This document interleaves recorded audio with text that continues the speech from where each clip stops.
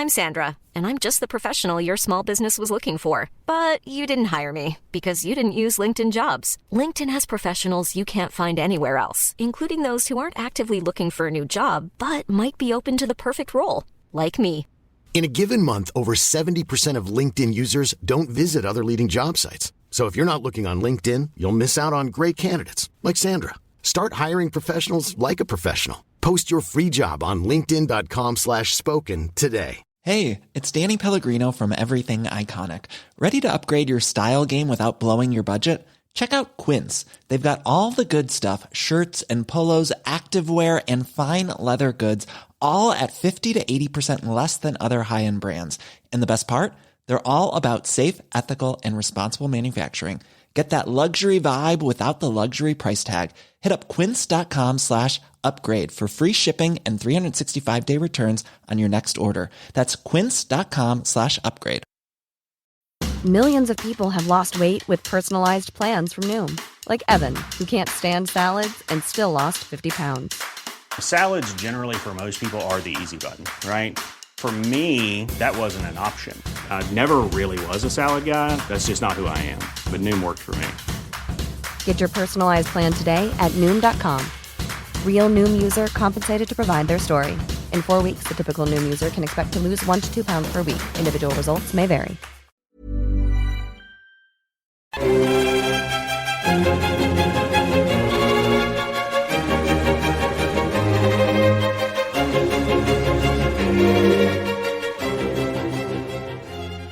Hello and welcome back to the Napoleonic Wars podcast. Who says that the men get all the fun? Quite often on this show, we talk about blokes doing military stuff. Not always. We do try our best to bring the story of women into the fold. But it being International Women's Day, the ever-brilliant Rachael Stark sat me down and said, look, Zach, we keep threatening doing an episode on the Marshals' wives. International Women's Day's coming up. Put your money where your mouth is. Make it so. So with that flea in my ear, actually she didn't send me off with a flea in my ear. She's far too lovely for that. But having been duly told, I quite rightly agreed. So today we are going to do the Marshals' wives' tale. And it was quite amusing when I released the last episode of the Marshals series, which admittedly some of you won't have heard because that one goes out on Patreon, whereas this one's gone out on the main draw. I did send my listeners off with a genuine flea in the ear about how listener stats always drop when it comes to the women's stuff. If I stick women in the title of a podcast, it gets about 20 to 30% less engagement. And I do not know what is the matter with people. So today, you're going to get a Marshals installment on the Marshals' wives, and you are going to like it because I said so. There you go. There will be no arguments because it's a Bonapartist dictatorship, as you've no doubt come to realize by now. Joining me, as I've alluded to, is the ever-brilliant Rachael Stark. Napoleonic commentator on Twitter is @bookish_Rachel. She runs a blog on the Marshals and the Marshals' wives significantly. And at some point, I'm hoping she's going to do a book because, frankly, there needs to be a book on this topic. Although in the meantime, I might end up sort of doing a Marshals book edited collection and get you to sit down and do a chapter on the Marshals' wives because let's be honest, it's sorely needed. But that's not even an idea. I don't know why I'm waffling on about that. We shall move quickly on. Rachael, great to see you again, my friend. How are you doing? Good, thank you. Yeah, thank you for having me back. Specifically to discuss the women's element. Yes, I'm looking forward to it. Well, we do keep sort of tapping into it and nibbling on the edges of it, don't we? Each time we do one of these episodes, because I'm always interested in the family angle. And as you've alluded to, there are some brilliant stories here to tell. I guess one of the first questions to ask is a kind of about the overarching themes that kind of surround these women. And I'm not talking about the obvious one, people of, oh, they're all married to marshals. Well, thank you for that. That's incredibly insightful. We're going to go a little bit deeper. I don't know why I'm being so sassy in this episode. What is it that tends to unify these women, besides the fact that they are marrying into this elite, inverted commas, class of men, at least elite within the hierarchy of France during this period? And I guess the other question is sort of what kind of happens in terms of them forming groups? if indeed they do end up forming groups? Do you get kind of, I almost have a sort of Real Housewives of Atlanta style vision in my head of sort of different groups of women just sort of butting heads and absolutely detesting one another and almost being at war with each other within the sort of hierarchy of the Marshallate spouse society zone thing, technical term. So apologies for the waffly question. Enlighten us, please. Yeah, well, I think, what you said at the start of the episode, it is very true. I think that people see women's history and immediately think we're going to discuss domestic felicity and nothing particularly interesting, and it's about purely marriage, death, and childbirth. But the reality is, for these women, this was a time that was just as tumultuous for the women as it was for the men. I mean, you look at the French Revolution, the tribunals were happily sending as many women to the guillotine as they were men. This wasn't a time of comparative safety, regardless of which class you belong to. So the two main undercurrents that run through the majority of these women's lives are loss and tragedy, because in as much as, yes, they did marry into this new nobility, many of them became duchesses, sovereign princesses, or a couple eventually became queens in their own right. They amassed, in some cases, enormous amounts of wealth. But that didn't remove the danger of having a husband almost permanently on the battlefield, because, France was at war for, a couple of decades, almost continuously.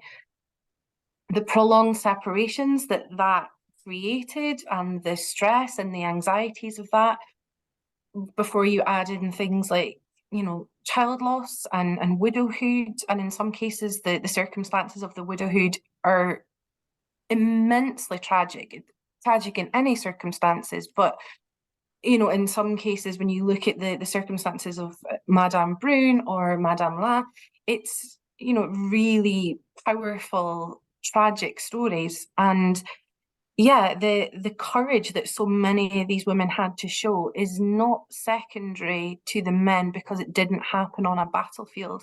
It had to be a very different kind of courage, but it's nonetheless impressive for it. But you do get the sense that for the women who were married to the Marshalls of the first promotion, the sort of 1804 contingent, largely thanks to Madame Junot's memoirs, and we know they're not particularly accurate all the time, but for the social element of it, it's quite insightful. So you do get these stories of there was a mask and Madame Ney was performing, and she'd met Madame Mortier, who she found to be very charming and very good-tempered and very nice. You get the sense of what that social scene actually looked like. You also get the sense of who the outsiders were. So we know that Madame Massena was never a great frequenter of the court. The first Madame Oudinot was never particularly present at court. So you get the idea of who was Napoleon's inner circle and whose wives he effectively approved of, because you get that greater sense of the social interaction with him. To totally defy stereotype, you get the sense there's a lot less quarrelling amongst the Marshals' wives as there were amongst the Marshallate themselves.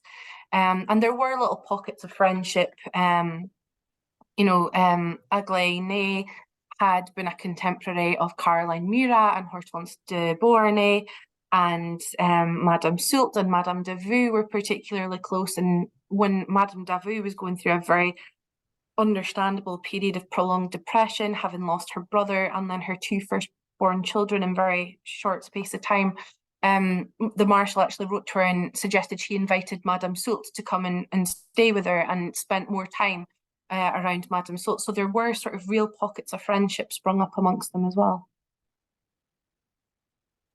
What I do particularly love about that is, surprise, surprise, it's the men who are the divas.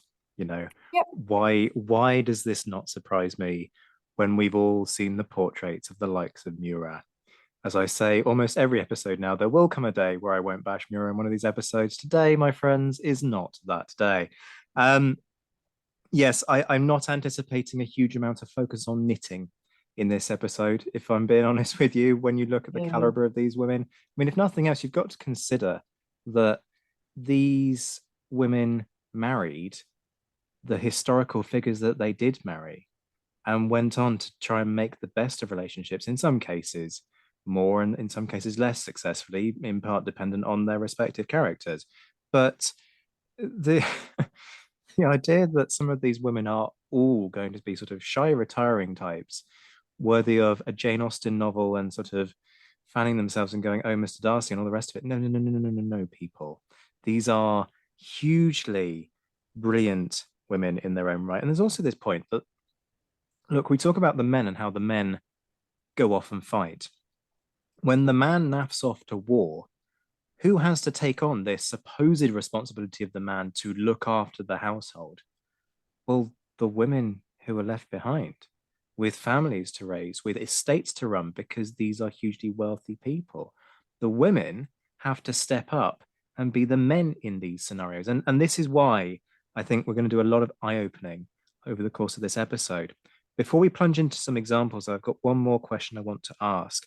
And basically, I'm kind of doing a thing where I'm trying to needle you into rage, because there are lots of myths about these women.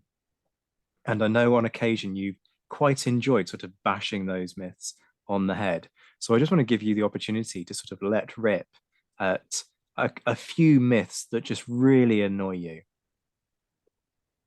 I think in a lot of cases, one of the things I've tended to see quite a lot from largely anti-Bonapartists were that these were a bunch of nouveau riche upstarts with no admirable qualities about them, and consequently don't rate compared to people, to famous women of the British court or the Prussian courts, etc. And I would argue that they would hold their own against any significant female figures of the era. The constant irritation I have, and as somebody who's extremely interested in the Marshals' lives, obviously, because I wouldn't be here if I wasn't, but the attitude that if it's women's history, it must be dull and facile and trivial and boring and inconsequential will guarantee to get me in a right old rage, because it's just as interesting simply from another angle. They're living through the same events. They're living through the same tumult, the same fundamental reshifting of European culture and borders and social attitudes in France. And their stories are just as worth telling as a result. I mean, quite obviously, I'm sold on that, because that's why we're doing the episode. But consider this, people. Why would you limit yourself to half the human story? Why would you just discard half of the population? It doesn't make sense. What about sexualization of some of these women? And I don't mean that in a sort of inverted commas traditional misogynistic objectification sexualization, but rather things like the "Not Tonight, Josephine" thing. And granted, okay, obviously Josephine married to Napoleon, so not technically a marshal's wife, but that is symptomatic, and I know you've spoken about this before, that is sort of symptomatic of one way of looking at certainly Josephine. Do you see an equivalent happening with other marshals' wives, that the focus is very much on sex scandal, because that's always something that seems to grab people's attention, their role as child bearers, and full stop, end of sentence, and therefore end of interest?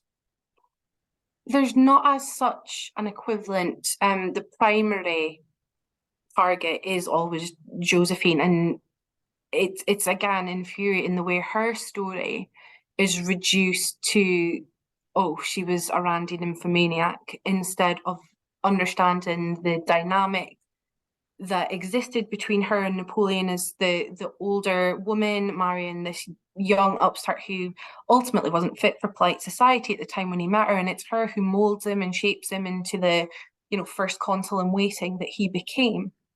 And when you look at the skill set that Napoleon had, which was immense, interpersonal skills weren't always part of that. He could inspire, he could lead, but he wasn't necessarily good at the compromising or the talking people around. Whereas Josephine could excel at that. She was a far superior diplomat, and she was necessary in Napoleon's journey. He would always be General Bonaparte. Would he have fundamentally become Napoleon without Josephine? I genuinely don't think he would have. And it was through his, her connection to Barra that elevated him to notice. So she was, a fundamental cornerstone in his story. But half the time she's just, reduced to jokes, not tonight, Josephine, etc. And Pauline Bonaparte, to an extent, gets the same. She was enormously promiscuous, there's no doubt in it. But the rest of her life, or the rest of her story, effectively gets pushed aside just to focus on that. I don't think there's necessarily an equivalent amongst the Marshals' wives. They sometimes are. Basically, if you look at a lot of the publicly available information on them, certainly for some of the less famous Marshals, or the non-big names, if I can phrase it that way, essentially all that exists is birth, childbirth dates, date of husband's death, date of their death. I mean, Madame Jourdain and Madame Perignon and even Madame Grouchy to an extent, and she was an aristocrat. They virtually, you'd almost think they didn't exist. If it wasn't for the fact they'd married somebody famous, there would be nothing to find out about them. There's no notion of, what their personalities were, or who they were, what they believed in. Their stories just don't exist outside of the role of being a wife or a mother. This is a really unfair question, so apologies in advance for this. And we therefore might end up cutting this out. But to what extent might some of that be down to the patriarchy that comes in courtesy of the Napoleonic Code? Or is it just symptomatic of a much wider issue across history until very recently, that actually in terms of trying to take an interest in the experiences of women, history hasn't done that until the last sort of 20, 30, 40 years? I mean, possibly a bit of both. I think the issue is that obviously if you were a royal woman, or fundamentally significant to a specific period, if you were Eleanor of Aquitaine or Elizabeth I, or Maria Theresa or Catherine the Great, if you were integral to the government and the state, obviously there's a lot to find out, because inevitably somebody's going to pipe up, well, there's lots of books about, X women. Yes, there are, but I think until fairly recently, nobody really, not nobody really cared, but there wasn't the same attention given to what we'd maybe call working class or middle class women's stories, because again, outside, being a wife, being a mother, being the angel in the home, there was no focus on the notion that these women could play significant parts. And I know that there's loads of historians doing brilliant work turning that around, and there's fundamentally brilliant works out there now on spanning multiple periods, focusing on the lives of these kinds of women and what they contributed to respective periods. But unfortunately, that didn't exist at the period that we are looking at. Louis Chardonnay did have a work on the Marshals towards the end of the 19th century. And there is actually a chapter on the wives. But again, they were pretty, or they were charming, and they had 5 children, and they had this many children, and they would grace the court. This one didn't grace the court. Miss Zaina's wife was quite fat. Again, nothing really going beneath the surface. And it's just a shame that we're reliant on whether or not there's mentions in the memoirs, or whether there's access to correspondence, to find that sort of deeper level of understanding, because Marshal Jourdain left no private papers. Marshal MacDonald had 3 wives, and in his memoirs mentions the first one once, the second one never, and the third one only in that she was the mother of his son. So their own bloody husbands didn't even write them into the story. So it's difficult to get that understanding. When you were saying about that piece of work, sort of saying X was fat and Y was pretty and all the rest of it, I rolled my eyes so hard, folks, that I nearly gave myself glaucoma. But you can't see that because it's a radio show. I also find it very amusing that there's this double standard of, oh, well, person X was promiscuous, so we'll mention that and then ignore everything else. Like the men weren't promiscuous during this period either. Come on. Anyway, let us start diving into specifics about individuals. I think we'll probably make a start with the wife of the marshal that you probably have the softest spot for. That is, therefore, Madame de Vaux. Funnily enough, he's not the Marshal I have the softest spot for. It's actually Marshal Oh, Bev, oh. but he is the Marshal I rate as the top. Yeah, Madame de Vaux, she had quite a tragic um early life. She was largely she again a kind of recurring theme. She had lost her father, and her sort of chief guardian had become her brother, General Leclerc, who would of course lead the ill-fated expedition to Haiti. And he'd been very keen before he departed. The expectation was that he would be gone some years. Obviously, we know that he never did come back. That he wanted to see his sister, well settled and looked after. And he initially suggested the very dashing, very sort of striking Jean Lan as a potential husband, and she shot him down straight away because she thought Lan was bad-mannered and uncouth. And so he tried again and introduced her to Louis Nicolas Davout, who had none of Lan's personal charisma. He was balding, he wore glasses, he was antisocial, he wasn't particularly well known for his social skills, but the two of them really hit it off. And they were married, and their wedding contract actually featured the signatures of Napoleon and Josephine, as well as the traditional notary, because it meant that Davout had become the brother-in-law of Napoleon's sister, because Leclerc had been married to Pauline. And this sort of quite unlikely match, he was significantly older than her. They really just were right for each other. It was a really warm, loving, affectionate marriage. Davout was, unlike most of the big names of the time, never had a mistress, never was unfaithful. He was 100% devoted to his wife, but they had a hard time of it in that early few years of marriage, because again, it just because of the timing, Davout was absent a lot, but there came that sort of triplicate of losses that General Leclerc, her brother, who had effectively been her sort of father figure, he was a lot older than her. He'd been her guardian.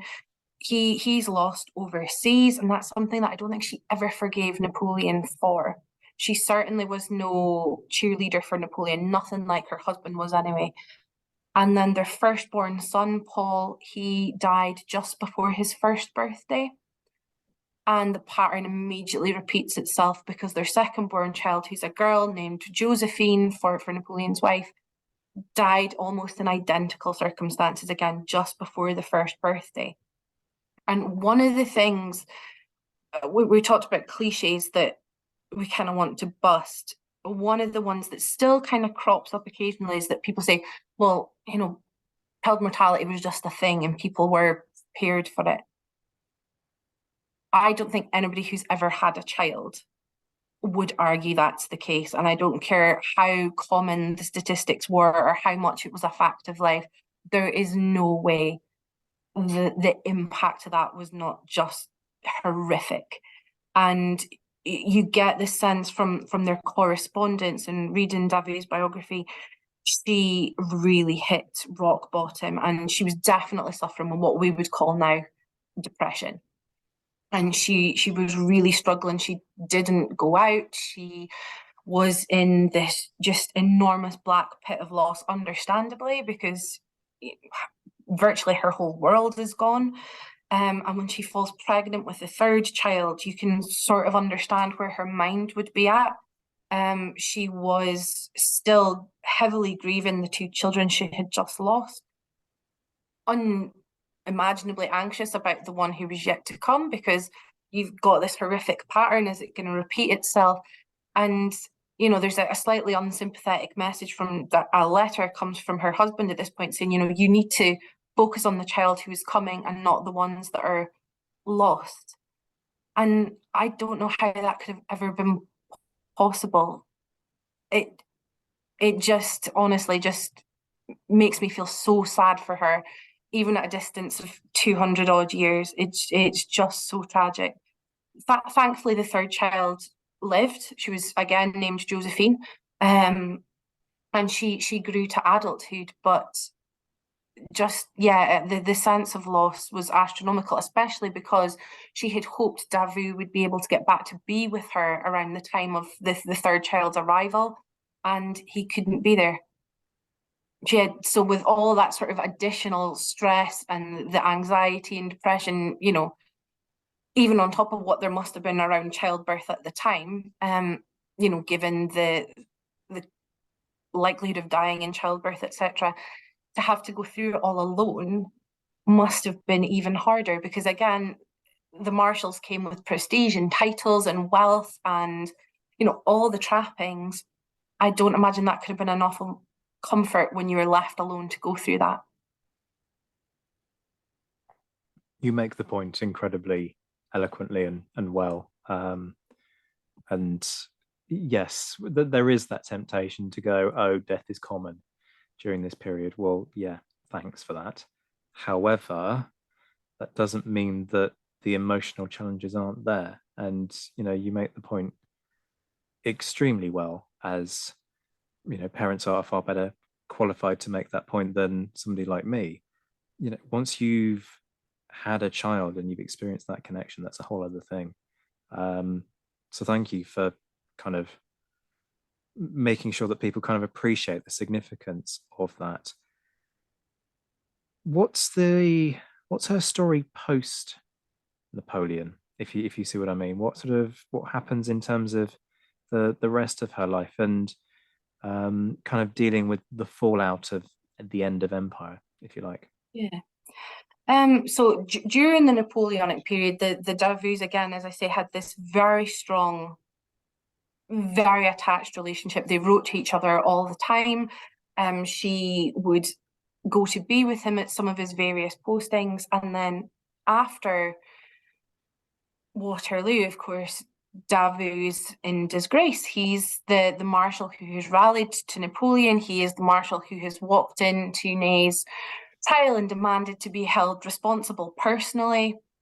So I can imagine that for poor Madame Davout, she'd probably been in a fair bit of anxiety at the time, wondering if her husband was going to end up going the way of Marshal Ney. But he's banished from Paris. He's essentially under house arrest. His titles are taken away. His marshal salary, etc. So they go from living in comparative comfort to existing, on literally a handful of francs a day. And there's a letter from, I think, Amy's mother to one of her siblings saying, they've had to dismiss all their servants, which maybe sounds like nothing to us, but would have been a significant step down for their standard of living. And it's to her that the responsibility now falls, because he's under house arrest. He's not free to come and go as he pleases. He's out of Paris. He's got to stay in the countryside. So it's her who's got to see about the, tending to their estate. It's her who's got to go to Paris and see about disposal of their Paris property and to try and, raise the funds that they need to survive. So in as much as Davout braved all the hardship of battle, it's when the battle's done that she has to step up, and she's got to be the one who's carrying the family. So thankfully, it was a relatively short period of disgrace, and Davout did get his titles eventually restored after a few years. And just as it looks like things are turning for the better again, their eldest daughter Josephine gets married. They have a huge celebration at their country estate. It's attended by so many Napoleonic officers that it's actually subject to conspiracy rumours, and it's just such a joyous occasion. And reading it, you kind of get the sense of they must have really thought that things were turning around. And then Josephine dies in childbirth almost 9 months to the day after her wedding, and that's the loss that breaks Davu.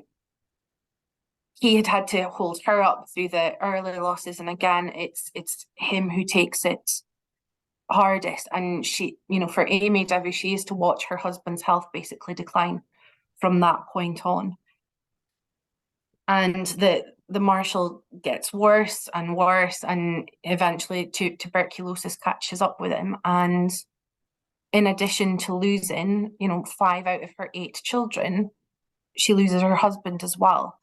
And she survives him by, quite a few years. So it's a very melancholy post-Napoleonic life for her. It's a life sort of marked constantly by loss. This is another unfair question. Do we know where she was buried? She is buried, I'm pretty sure with Davu, because he was laid to rest beside, it's a family plot. So Josephine, his daughter, was buried there first, then Davu went in with her. So again, that's an assumption, but I would expect that Amy went in there as well. Yes, folks, that was entirely a question that came into my head because of NRWGC stuff, but it's just one of those things that I find curious, but also quite nice, this idea that they do end up getting to be together in death. Perhaps that's the slightly sentimental part of me, but for two people that were clearly devoted to one another and supported each other the whole way through their life, to be reunited at the end, I think is always just fitting. We'll move on to talk about another lady now. Shall we do Desiree next? I often feel sorry for Desiree, but I'll leave the story to you because you'll tell it better than I possibly could hope to. You're right. I genuinely feel sorry for her as well. And of all the Marshals' wives, she probably rose to the greatest height, because when she died as a queen of Sweden. And yet somehow I think if she had just remained Madame Bernadotte or even Madame Bonaparte, she'd probably had a slightly better time of it. Desiree was the daughter of a merchant, so at the time would have been considered probably a relative social superior in some cases to the sort of upstarts who were making their names among the Marshalates. But her father had applied to be recognized as nobility prior to the revolution. And it was a result of that application, which was rejected, by the way, when the revolution came, that her brother was imprisoned. And it was as the family went to plead for her brother, they encountered Joseph Bonaparte and became acquainted with him, and he was welcomed into the family home. And very soon afterwards, he became engaged to Desiree's older sister, Julie, which brought Desiree into contact with Joseph's younger brother, one Napoleon Bonaparte. And Never heard of him. Yeah, just had a bit of a story to tell he had. And the two of them were very soon likewise engaged. But when we talk of Napoleon and Josephine's story, it is undeniably a story of passion and mutual attachment and desire and, all the sort of essential elements of romance. This was not the story that Desiree had, because Napoleon fundamentally treated her like a self-improvement project. And I'm not meaning that facetiously, he genuinely did. His correspondence was all about what she should read and what she should do and how she should act and what she should think.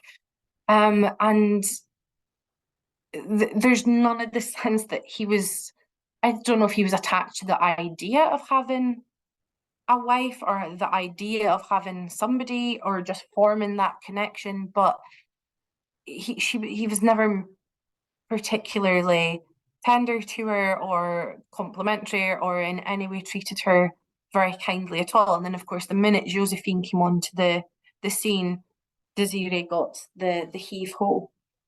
And he had tried to pair her off fairly soon afterwards, that was something that she always denied. She had been engaged allegedly to General Dufault, but he'd been killed before they were married. But the understanding is that Napoleon had tried to find somebody for her as a way of almost compensation. But Desiree always maintained it was Napoleon and then Bernadotte. So a possible middle suitor, but he died very quickly, so we can discard him anyway.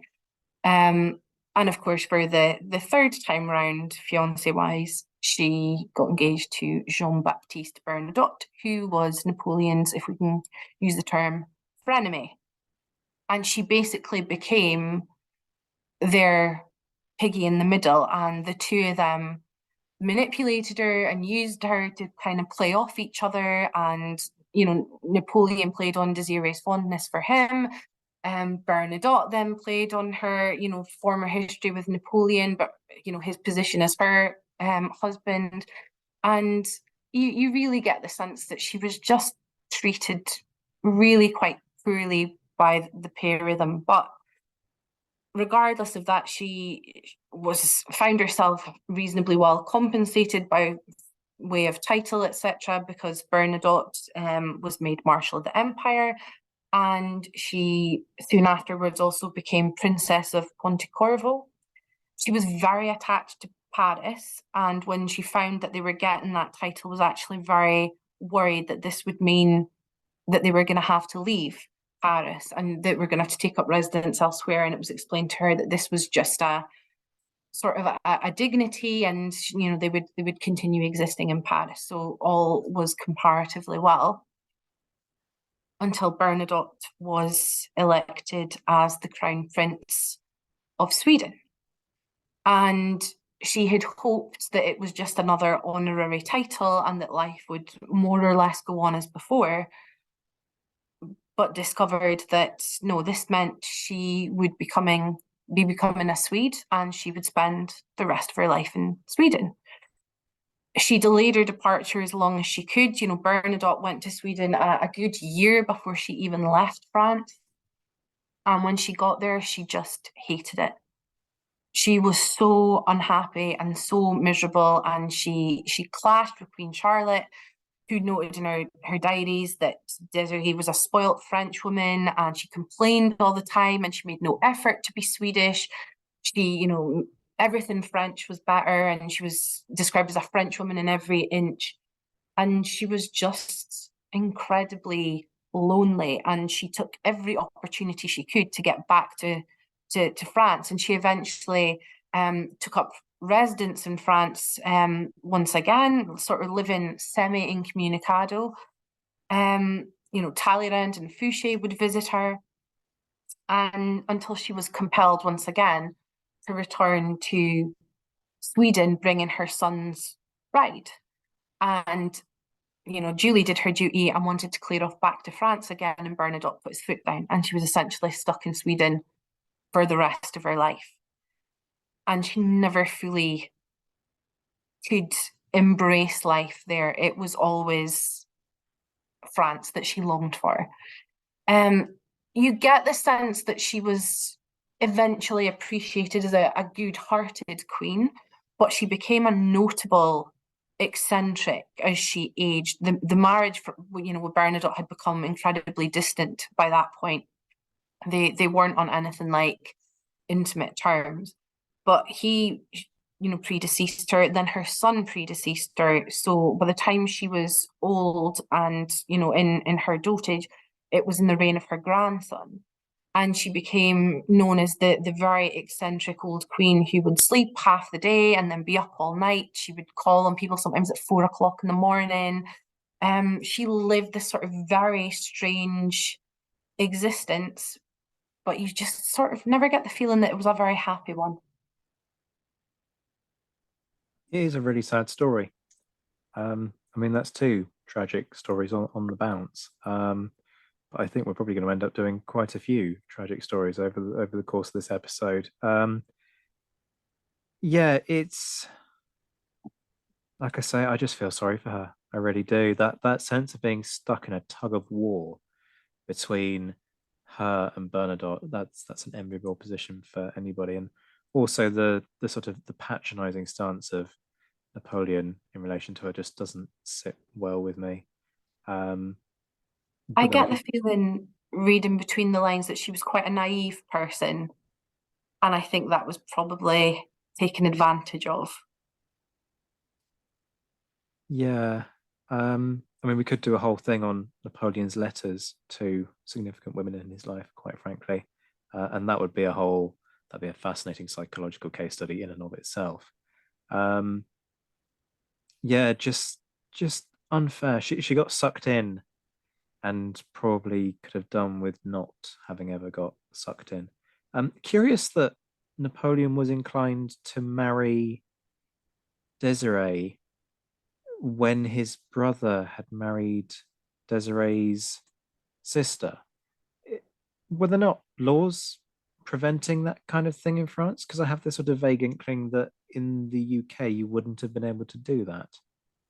I suppose it must have been Yeah, legal because he wouldn't have done it otherwise. But well, certainly, from my limited knowledge of Tudor history, obviously it wouldn't have.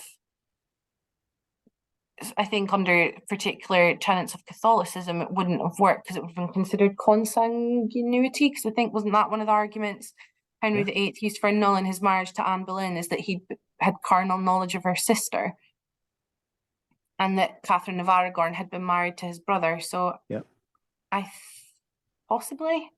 possibly. Perhaps one of our listeners will be able to enlighten us on this, but it is curious. But of course, the church had been very firmly shown the door at this point. This is So true. This is true. Let's keep it in the Bonaparte family and move on to Caroline, wife of Murat. Now, full disclosure, moron here. Struggle to remember the difference between Caroline and Pauline.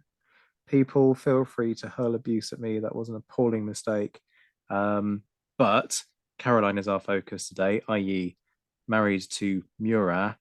Boy, do I pity her for that. But I gather that Caroline would have given Murat a run for her money. yeah, I don't think he had an easy seat with her either, quite frankly. Um, she was no shrinking violet. And I think Napoleon, there's certainly a quote of Napoleon saying something like she was almost the most masculine sibling he had, in the sense of her personality. He sort of talked about, I mean, she really was a strong, we talk about strong-willed personalities. I mean, she had all of Napoleon's vices, but not necessarily as much of his talents. And I think if we were talking about her in modern terms, and I'm sorry if this sounds super cliche, she was one hell of a diva. Like all the Bonaparte women, she hated Josephine and threw an absolute hissy fit at the thought of being obliged to carry her hated sister-in-law's train at the coronation. When Napoleon made his brothers princes but gave his sisters no title, there's an account of a family meal where, after hearing one of her brothers addressed as prince, she was in such a state of rage that she actually had hysterics and eventually fainted, because she was just so incandescent with the thought of her brothers being put a level above her. And it was through the sort of demands of his sisters, largely Caroline, that Napoleon granted them the title of imperial princesses. And Caroline was a woman who was quite capable of knowing what she wanted and going out to get it. And just in case somebody thinks I'm playing to stereotype and particularly focusing on her, all the Bonaparte siblings very much fell into that category. But Caroline took up with Murat, who was almost twice her age when they married, and the two of them set about introducing Napoleon to mistresses in the hope that he would get one of them pregnant and thus prove that Josephine was infertile, as obviously turned out to be the case. I think with the view that they were hoping Napoleon would make their own children his heirs. But she was like her husband. She wanted what she could get out of her brother. And that would translate to, obviously the title of Imperial Princess. Then they were given the title of Grand Duke and Duchess of Berg. And then eventually, brother Joseph had gotten his throne and they were sure they weren't going to be kept waiting. They were installed as King and Queen of Naples. And there's accounts of, really ferocious rows between the two of them because they ultimately were a foil for each other. Murat was serially unfaithful. She was serially unfaithful. They were both jealous. They were both grasping. They would have massive fights. But it's noted that Caroline was considered the better statesman and that she acted as regent for Murat when he was on campaign. And it was generally felt that she did the better job. Millions of people have lost weight with personalized plans from Noom. Like Evan, who can't stand salads and still lost 50 pounds. Salads generally for most people are the easy button, right? For me, that wasn't an option. I never really was a salad guy. That's just not who I am. But Noom worked for me. Get your personalized plan today at Noom.com. Real Noom user compensated to provide their story. In 4 weeks, the typical Noom user can expect to lose 1 to 2 pounds per week. Individual results may vary. I'm Sandra, and I'm just the professional your small business was looking for. But you didn't hire me because you didn't use LinkedIn Jobs. LinkedIn has professionals you can't find anywhere else, including those who aren't actively looking for a new job, but might be open to the perfect role, like me. In a given month, over 70% of LinkedIn users don't visit other leading job sites. So if you're not looking on LinkedIn, you'll miss out on great candidates like Sandra. Start hiring professionals like a professional. Post your free job on linkedin.com/spoken today. Is that saying much? Really? Wow. Sorry, I know that's low-hanging fruit in terms of the Murat insults, but I've got to say, it kind of sounds like they almost sort of deserved one another. Yeah. Neither of them people who sure, both of them unquestionably had their positive aspects of their character. And yet, what you paint there is a really kind of vivid picture of how there are a lot of aspects of their character that we would look at and go, that's not great. And actually, they mirror each other quite well there. Yeah, absolutely. So the book that actually got me into Napoleon's martial stories in the first place was a book called Napoleon's Elite. And it's written quite informally. And when it discusses Caroline Murat, it basically the first sentence says she would be described today as a prize bitch. But I think it singles out, and comparatively, it's quite effusive in praise of Murat. And I think that's where the misogyny comes in, because their characters are very, very similar. And if we're going to criticize it in Caroline, we have to criticize it in Murat too, which we did effusively in the Murat episode. But ultimately, they shared exactly the same vices. They were both greedy. They were both ambitious to the point of, backstabbing. They both betray Napoleon with a view to keeping their hands on the throne of Naples. Now, it's bad enough for Murat. He's betraying his long-term comrade, his brother-in-law. Caroline's betraying her brother.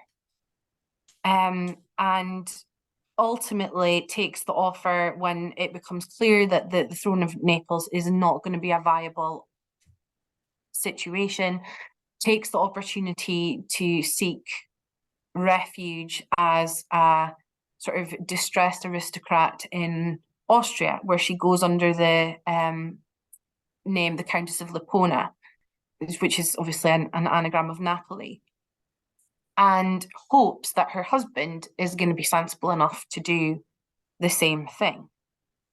And now without going into all the details, because we already did that in the Murat episode, Murat didn't take the sensible option, and he winds up in front of a firing squad. And here's where I do start to kind of feel sorry for Caroline. There's a sort of gap between when he's actually shot and her finding out the news. And there's letters that she writes to her friends and her acquaintances at the time, basically saying that, you know, she's constantly waiting for news. She's in an agony of unknown. You know, there's this stress of not knowing what's happened to her husband, hoping that he's going to be safe, essentially finding out that was not the case. And the servants get a hold of the newspapers on the day that the news comes to Austria, and they try to hide it from Caroline, and she insists on seeing the newspaper, so they couldn't even sort of break the news to her gently. And she has just this awful attack of hysterics, and I think again the account is that she does faint. And I was just looking for the note. She writes a letter to Hortense saying, "My children have a father no longer, my dear Hortense. He's perished, and with him is lost all hope of a good future for my family and me. We will weep for him all our life. My children are all that I can wish for. They alone can give me the strength to support so many misfortunes."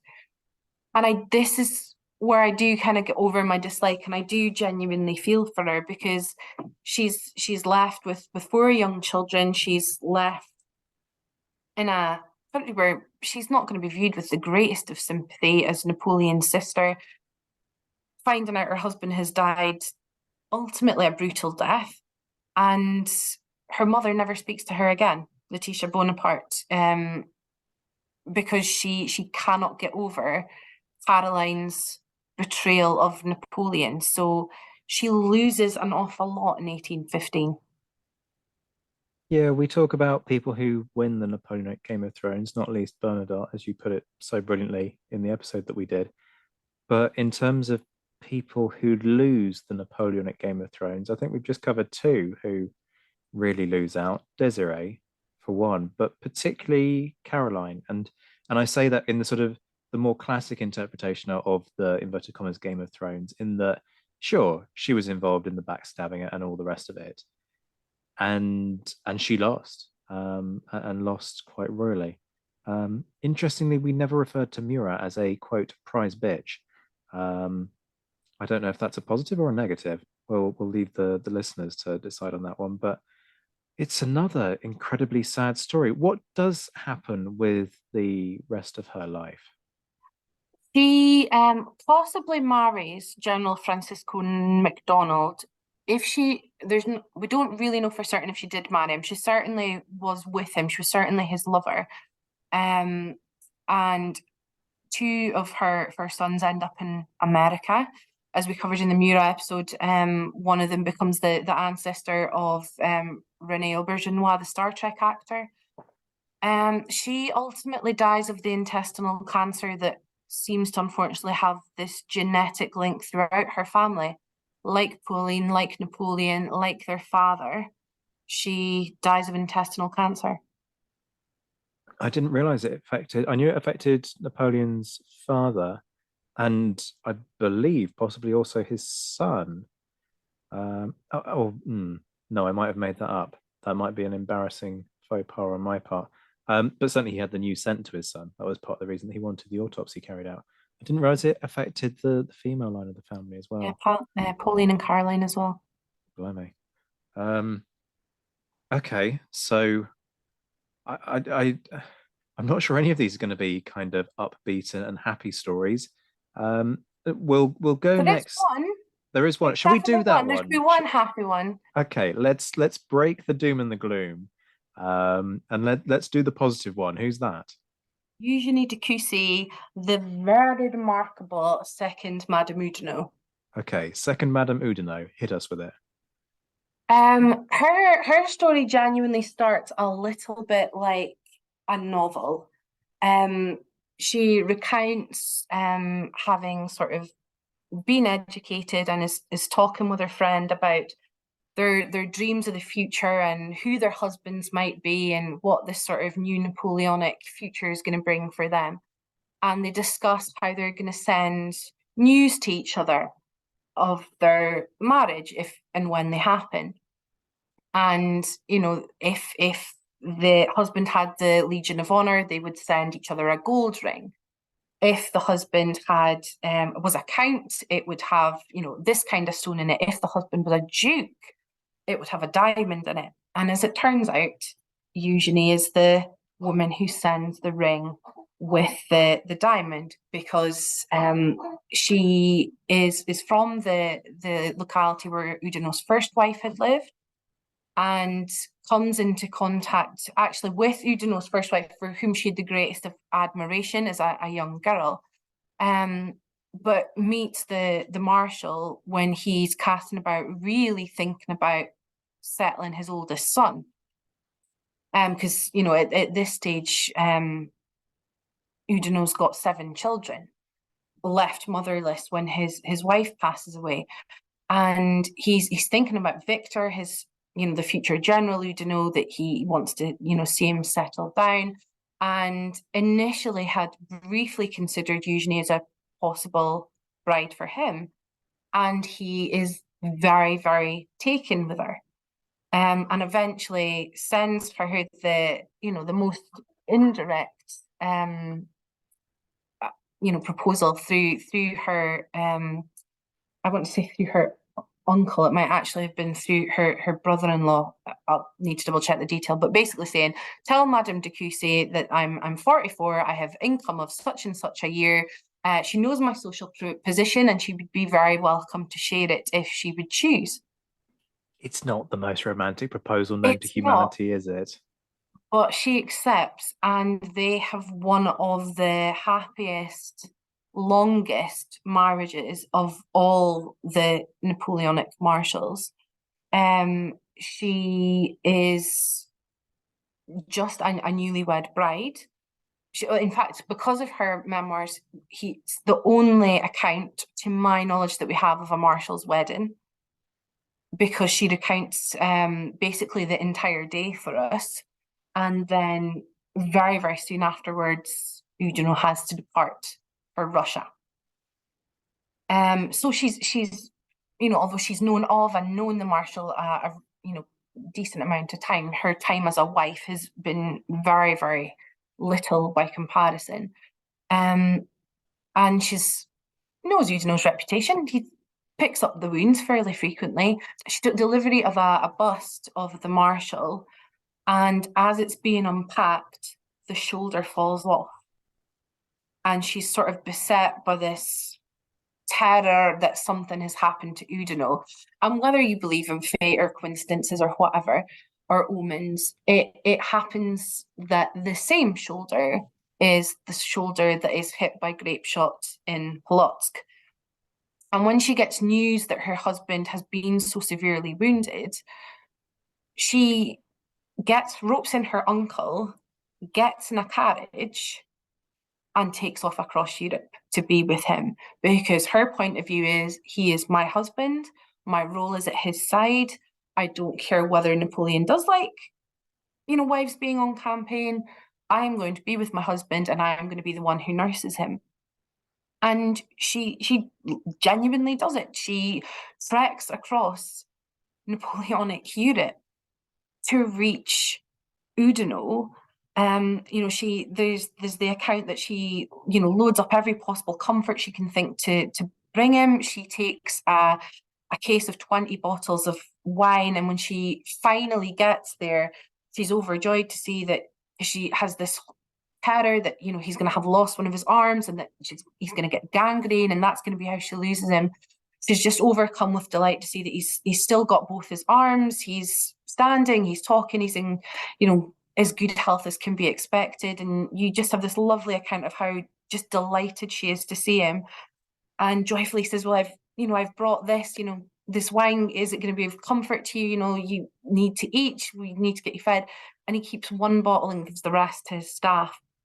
And she's sort of really touched that he's so focused on his man's welfare, but so sort of frustrated that she's brought this to help him feel better. But she stays by his side the entire Russian retreat. So we talk the impact, it has on fighting men.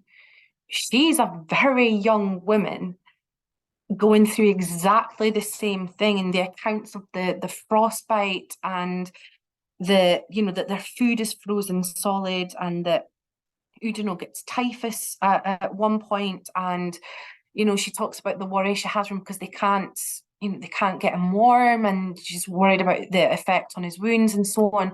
So you really get this undercurrent to the story of the military defeat and the terrible losses through the eyes of somebody who is worried for her husband. And it's just a really extraordinary, just slightly different angle to look at it. But when we talk about courage, geez, this woman had it in absolute buckets. And she sort of concludes the chapter in the memoirs of Russia as they get back to France. And she's just so glad that Udino can get some rest.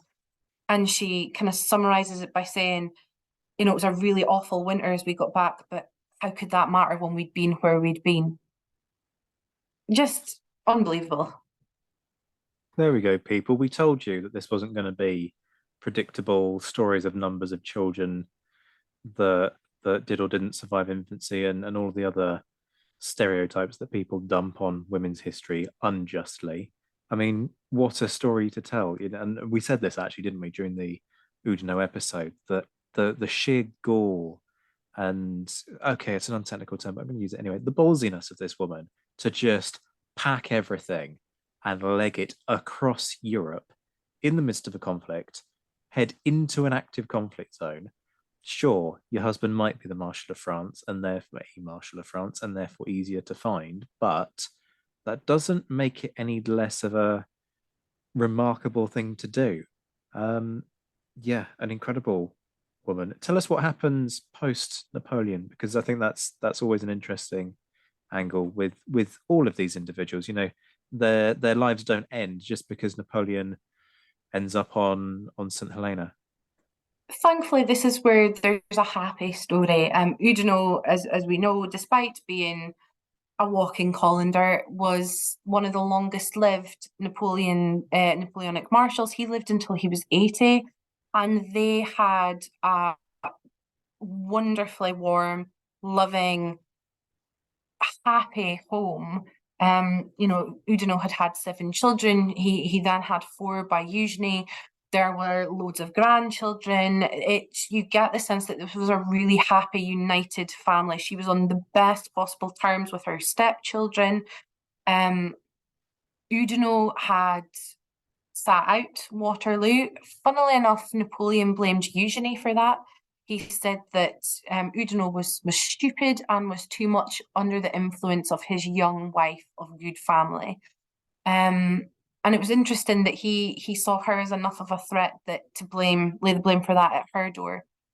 But they had a very honourable existence throughout the Bourbon Restoration. Louis stood godfather to one of their children.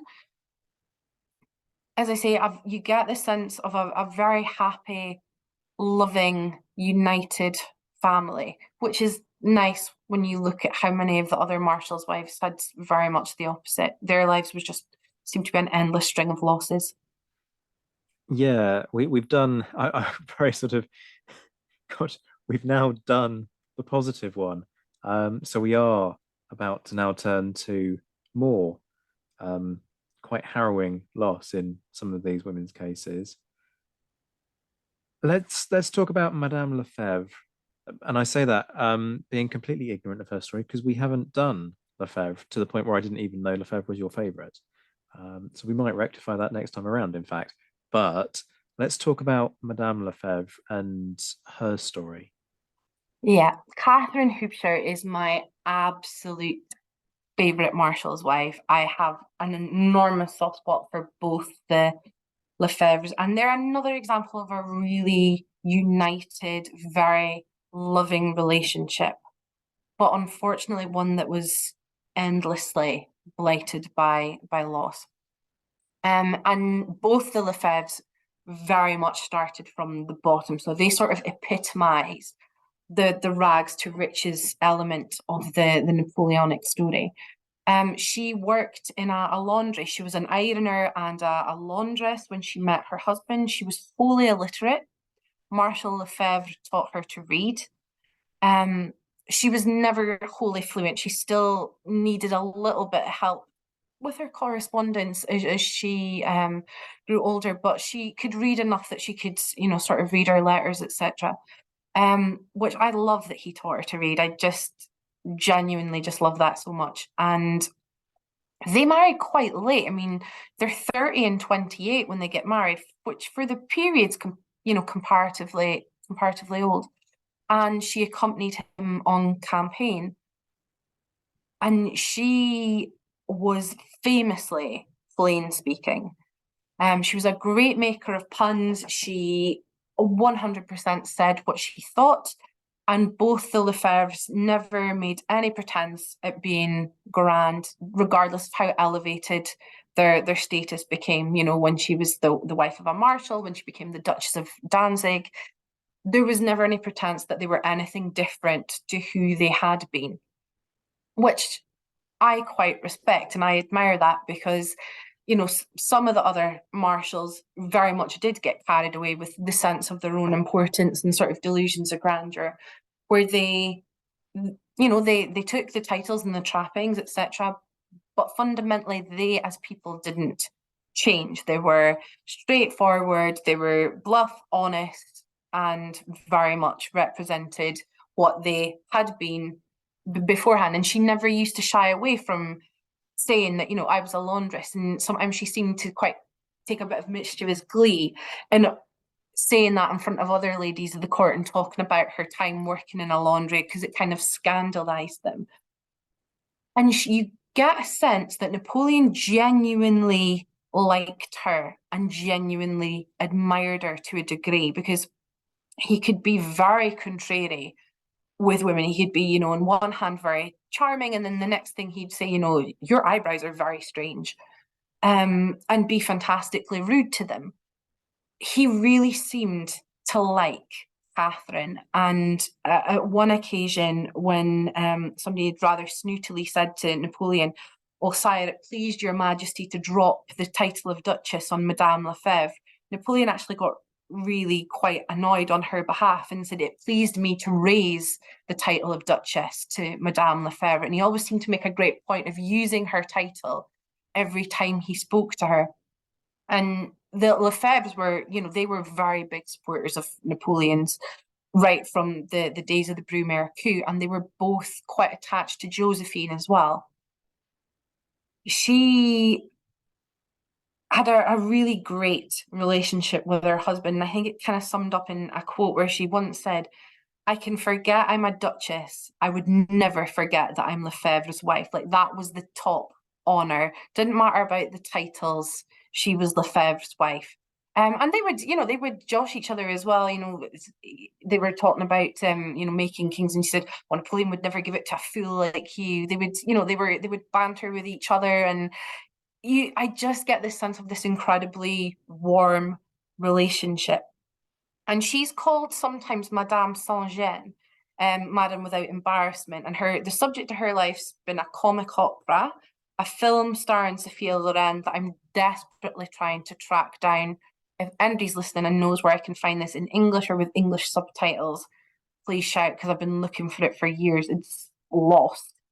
But the name actually doesn't belong to her. Napoleon had given that name to somebody else, but it's become sort of synonymous with Catherine for her method of plain speaking. Interestingly, after Waterloo, Bernadotte had come to call in his old comrade, at this stage, Crown Prince of Sweden. And when he came to see the Lefebvres, Catherine had it be said that she wasn't at home to traitors and had the door shut in his face. They just absolutely my favorite. I know you shouldn't sort of get overly attached or emotionally attached to historical characters, but I really do like the Lefebvres. So what's the story of loss for her then? Because you've given us a brilliant. I mean, I'm chuckling away to myself as you're telling this story, but I am conscious that there's a dark side to all Yeah. of this. the Lefebvres, for all the warmth and the mutual regard and the mutual respect of their marriage, had a marriage that was blighted by loss and tragedy, probably the most of any of the Marshals and Marshals' wives of the whole 26. Catherine gave birth 14 times. 2 of those 14 children survived to adulthood.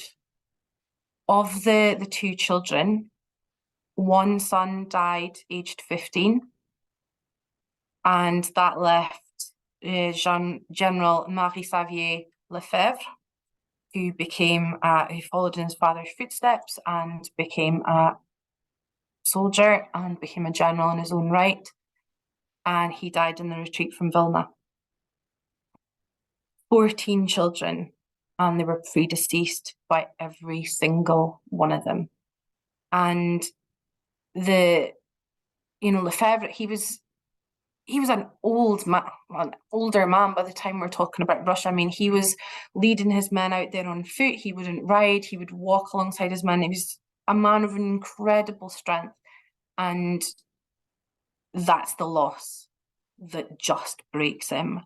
And there's snippets of the letter he sent. He just asked to basically be relieved of duty. It was shattered and had to go. And there's a kind of a letter that he sent, where he sort of says, pardon my scrawl, but it's all over for me now. I'm taking my wife with me. She's just lost her wits. And you almost can't quantify that sense of loss, but you get the sense of the totality of it. This is a couple who had one child left. They've borne 13 other losses, and they lose him to frostbite and the privations of the Russian retreat. And I kind of just don't have the words for the tragedy. It's just, the sense of loss is so awful that you almost can't quite get my head around how they managed to keep going. What is the end of their story then? Because, I mean, firstly, I'm kind of slightly staggered that Napoleon seemingly doesn't turn around and go, "What the hell are you doing? Go back to duty," and force Lefebvre to stay. He does come back to Napoleon's side, so they arrange for a memorial for their son, and somehow, despite all of this, he remains on Napoleon's side. I mean, I don't know. I mean, I guess it depends on your perspective, but somehow this sort of massive waste of lives in Russia, I can see why it was the turning point for a lot of the Marshallate. And it's staggering that even after everything, Lefebvre could still go back and support Napoleon. That sense of, he genuinely was a loyal Bonapartist, and he's one of the marshals who is, along with Davout, who is waiting for Napoleon when he comes back after Waterloo. Which is, again, one of the things that always boggles my mind when Napoleon says, well, I had to leave Davout in Paris, I needed a loyal man. Hello, Lefebvre was right there.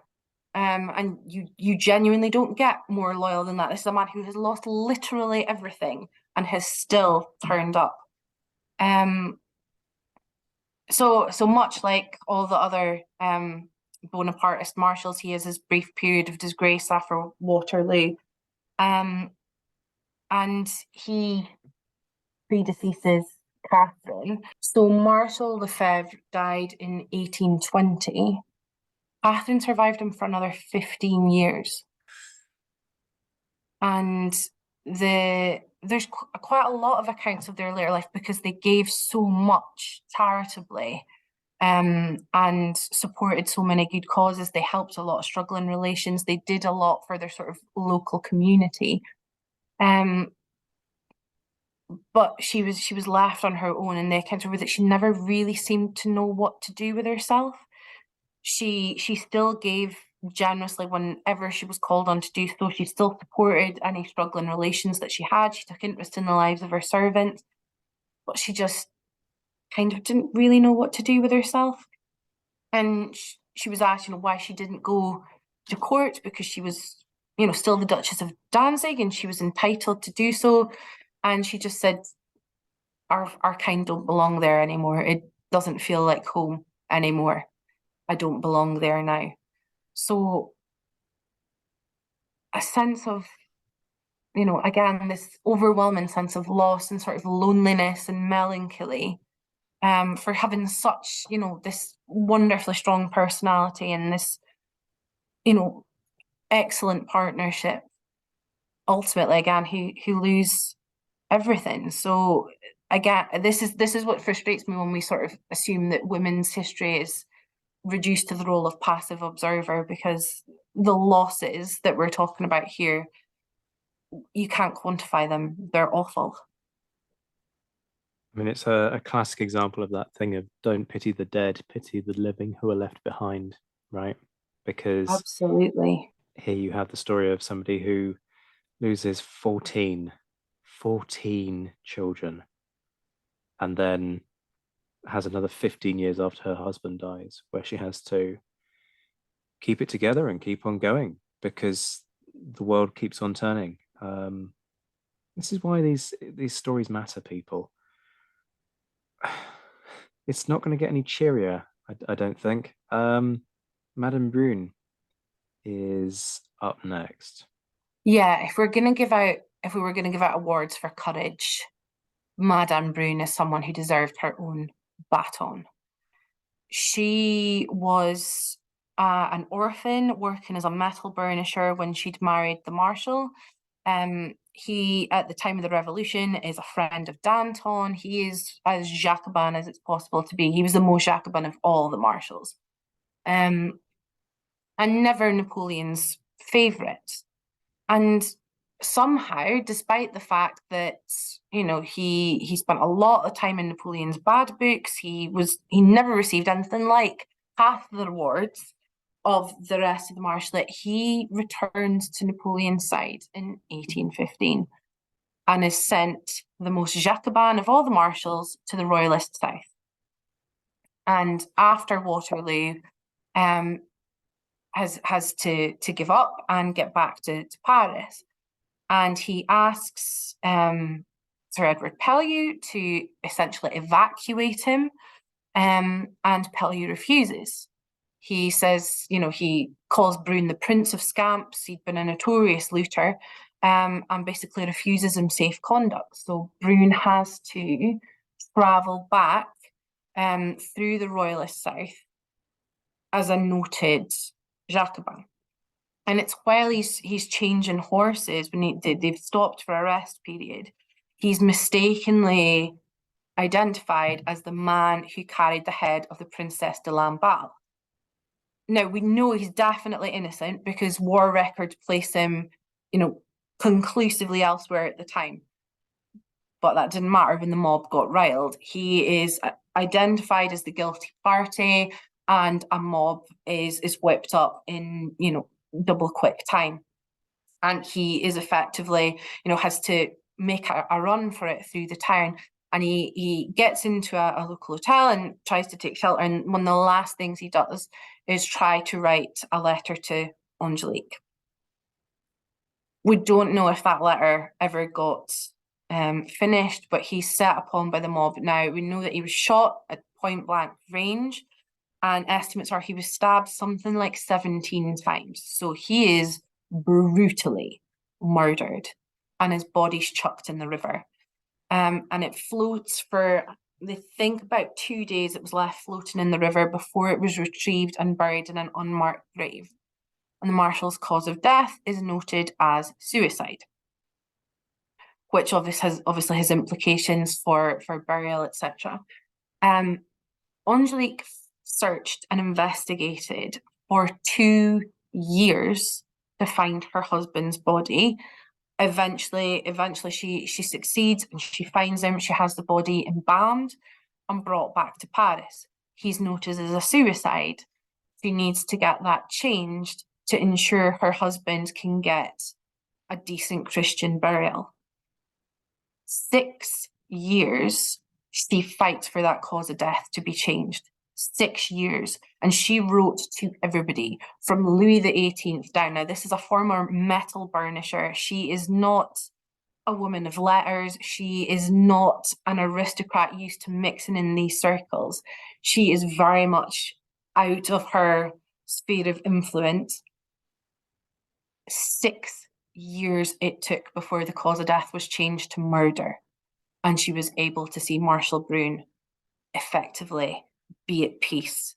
Unfortunately, she died just before a statue was actually put up to him in his birthplace.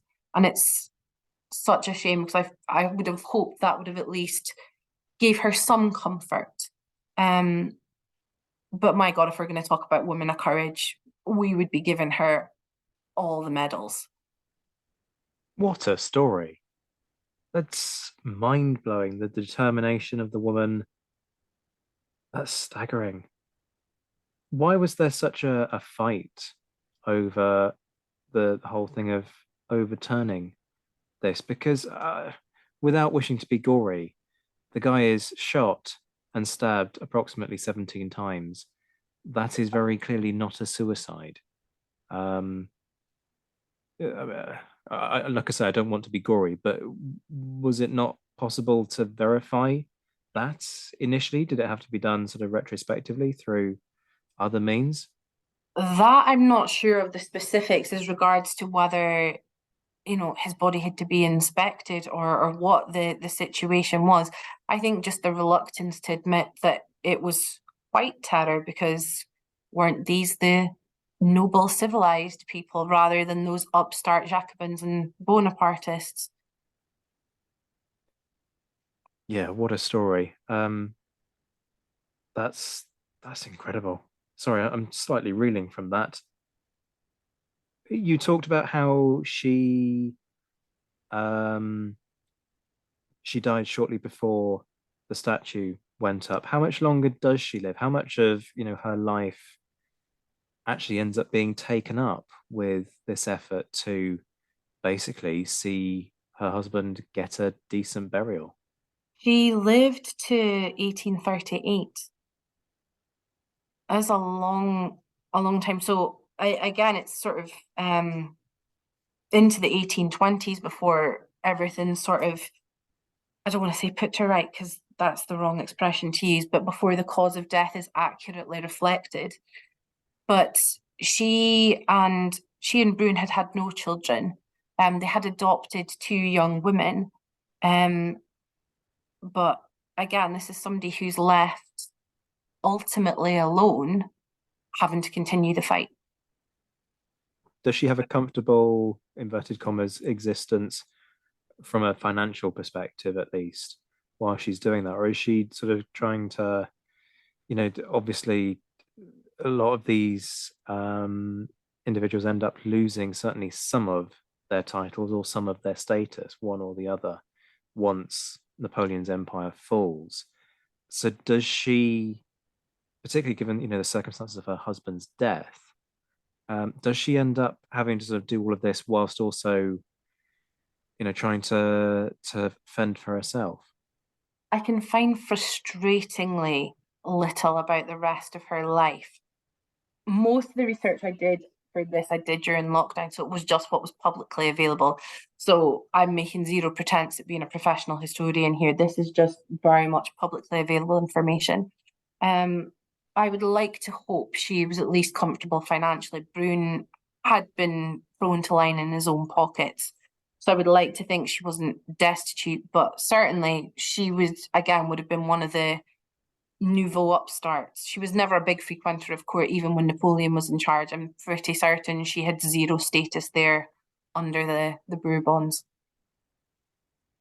No, you can well imagine that, can't you?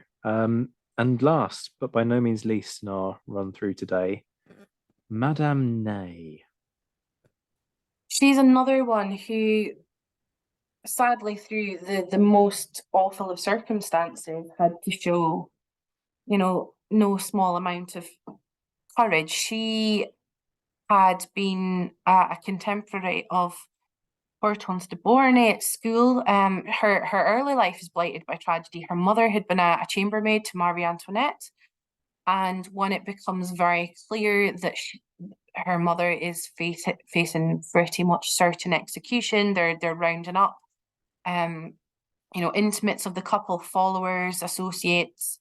Her mother takes her own life, because she's so certain she's going to the guillotine, and leaves Aglaé in the care of her aunt, who's Madame de Campan.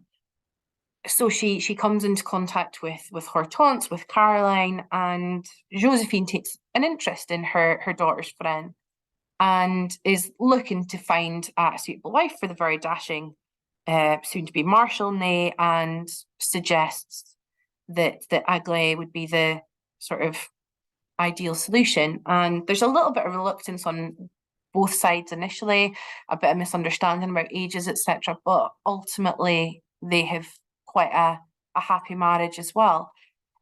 She's got quite a lot of patience for Nay's temper. They have 4 sons together. Madame Junot writes about how Madame Ney spent a great deal of money making their home very comfortable, and creating this ideal family environment. It's when things go really south that, we talk endlessly, or the Napoleonic community does, about Ney's bravery, and it's ultimately when his back is very literally to the wall that Aglaé has to step up. And she's the reason I will never believe the theory that Ney cleared off to America. Her husband is sentenced to execution by firing squad, and numerous comrades and connections persuade him to try and escape. Davout has initially told him to go for a court-martial. He turns that down. Suchet offers them papers and a passport and money. Allegedly, Fouché offers to get him out, and Ney, being Ney, turns down every single one, because running away is not his style. Madame Ney lobbies everybody that she can possibly convince, and she's described as almost haunting the court, basically trying to find anybody who will help her, who will possibly help her save her husband. And it makes her really haunting reading. So this is from Ashridge. The poor wife was active in supporting the plea thus put forward for amnesty for her husband. Her visits to the gloomy conciergerie were devoted to consultations as to what could be done. She haunted the offices of Dupin and Berrier. At home, she was busy with endless letters claiming for her husband the pardon and immunity which the Convention of Paris seemed to guarantee to all. She wrote to the ambassadors, to Wellington, to the Prince Regent of England. To all her touching appeals came the same cold official answers. So she's doing everything she can to try and save her husband. And even on the morning of Ney's execution, she went to the Tuileries one last time to plead for last-minute clemency. And somebody comes out and says, "It's done." And she faints. Literally to the last possible second, she was fighting to save her husband. Like you say, that's pretty compelling in and of itself. But Ney didn't have an escape plan there. She's genuinely the reason I just fully 100% will never believe he ran away to America. No, even if you don't believe the wealth of other evidence, and the fact that it's all sort of somewhat wishful thinking. Yeah, there's an important body of evidence that again tends to be sidelined because we don't focus on the Marshals' wives. What's her story post Ney's death? She wound up getting remarried again, and one of her sons wrote about is that she just could not bear the loneliness of widowhood. She just couldn't cope with being alone, so she eventually did remarry. she saw two of her sons enter the Swedish service, obviously serving under her husband's former comrade. Now, allegedly, one of Ney's sons challenged Wellington to a duel for not having done enough to save their father. And Wellington declined the duel. But again, it's a bit of unnecessary street theatre if Ney had run away. But she ultimately settles down again. She sees her sons succeed, but I don't think she ever fully recovered from it. And it's the fact that she's constantly described as haunting. You kind of get that sense of she's just almost left half a person, if that makes sense, just by her loss. And is there any indication? Sorry, I'm back on this whole thing of Ney escaped to America. Is there? I mean, Ney doesn't strike me as a cruel man. You can level certain failings at Ney on occasion, not least the hot-headedness and the temper. Cruel isn't one of those things that strikes me as being Ney's one of Ney's failings. And this is his wife. Is there enough of an indication that actually, yes, they are pretty devoted? Obviously, she's devoted to her husband, but vice versa. That Ney wouldn't actually put her through that. Yeah, no way. On one occasion, she had come. Somebody had referred to her by sort of her old, or made reference to her heritage in a very sneering way at the Tuileries, and Madame Ney had become very upset and was in tears. Ney storms right back to the Tuileries and reduces the Duchess of Angoulême to tears because he verbally tears her to shreds for having dared upset his wife. There is absolutely no way anybody will convince me he has gone and left her and his children behind. No way.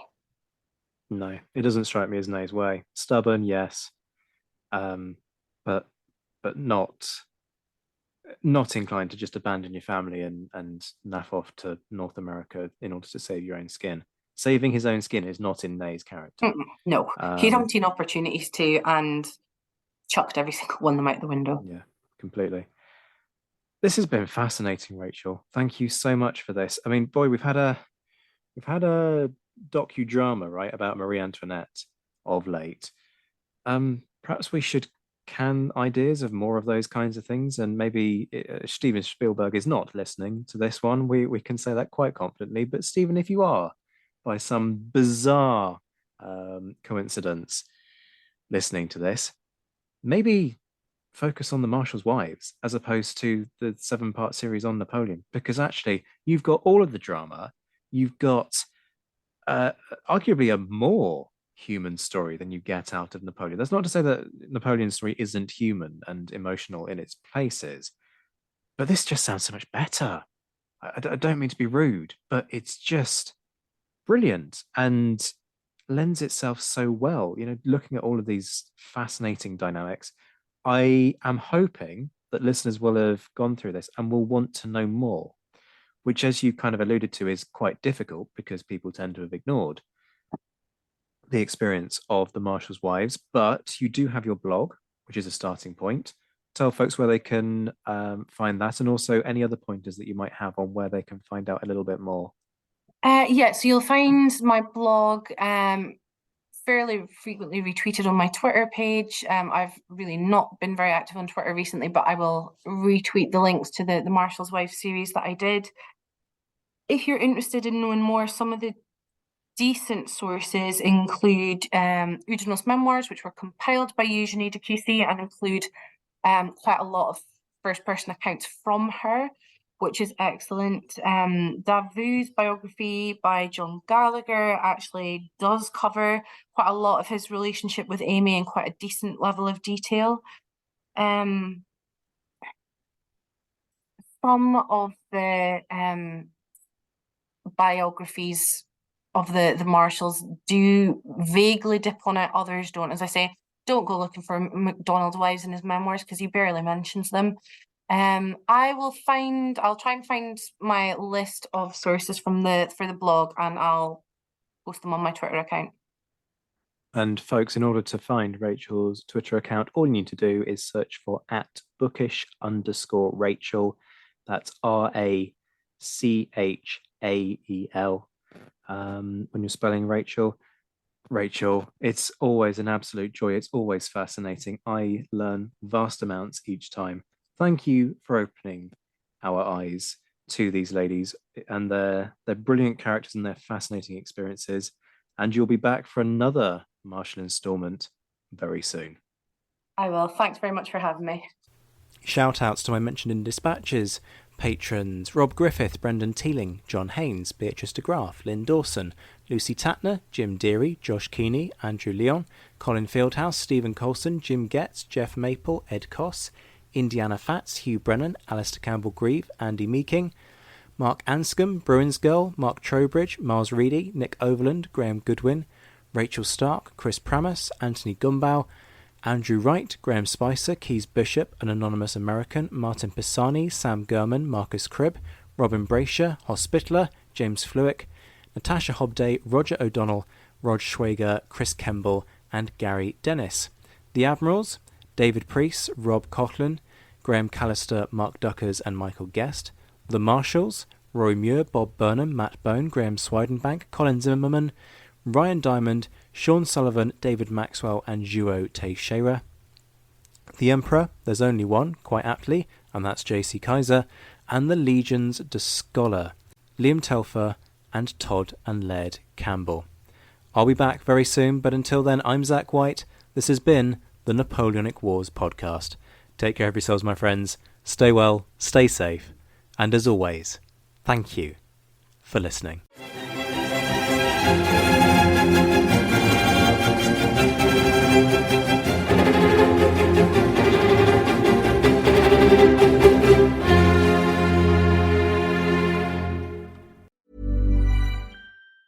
Planning for your next trip? Elevate your travel style with Quince. Quince has all the jet-setting essentials you'll want for your next getaway, like European linen, premium luggage options, buttery soft Italian leather bags, and so much more. And it's all priced at 50 to 80% less than similar brands. Plus, Quince only works with factories that use safe and ethical manufacturing practices. Pack your bags with high-quality essentials you'll be wearing for vacations to come with Quince. Go to quince.com/trip for free shipping and 365-day returns.